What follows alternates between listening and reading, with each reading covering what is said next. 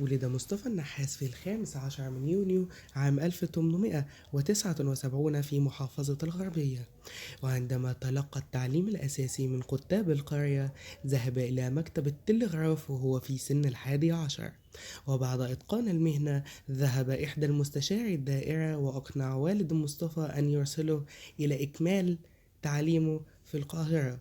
وبالفعل حدث ذلك حتى تخرج مصطفى من كلية الحقوق عام 1900، وفضل العمل الحر كمحامي حتى استطاع عبد الخالق ثروت بإقناعه أن يعمل في القضاء مع وزير العدل حسين رشدي، وظل يعمل في السلك القضائي حتى أصبح رئيس محكمة طنطا.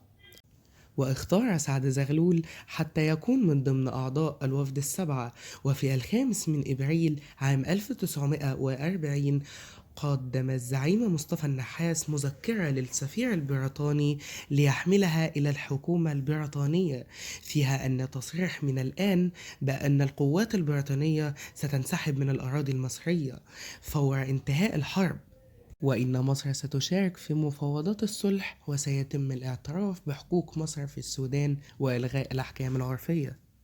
وقُبلت هذه المذكرة بارتياح كبير من فئات شعب الأمة. عن علاقة الحزب بالإخوان: كانت علاقة الإخوان بحزب الوفد في بدايتها قائمة على النصح والإرشاد، ولكن بدأت في الصراع مع قرارات المؤتمر السادس للإخوان المسلمين في عام 1941.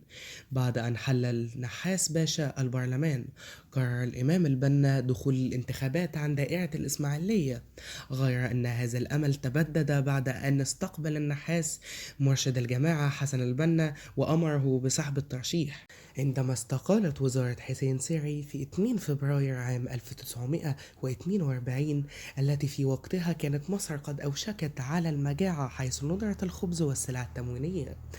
كانت قوات معركة العالمين على مشارف أبوابها، وكان القائد روميل قائد الجيش الألماني قد وصل إلى الصحراء الغربية بجوار الإسكندرية.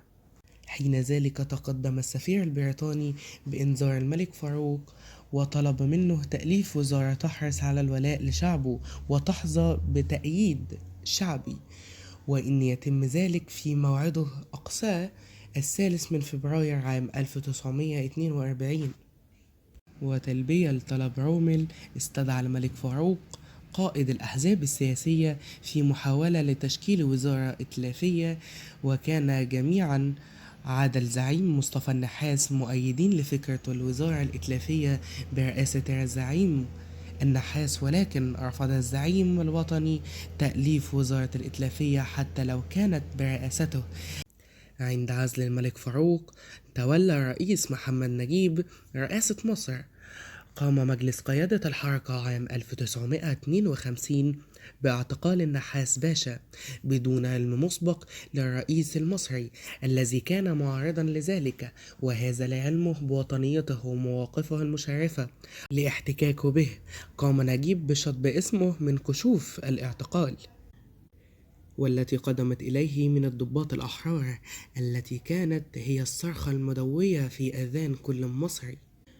وعندما أعلنت فاجعة موت مصطفى باشا النحاس 23 أغسطس عام 1965، فودعت مصر زعيم آخر كما ودعت الزعيم سعد زغلول في أغسطس عام 1927، وفي مشهد نادرا ما يتكرر، حيث امتلأ ميدان التحرير عن آخره بالجماهير التي جاءت لتودع مصطفى النحاس.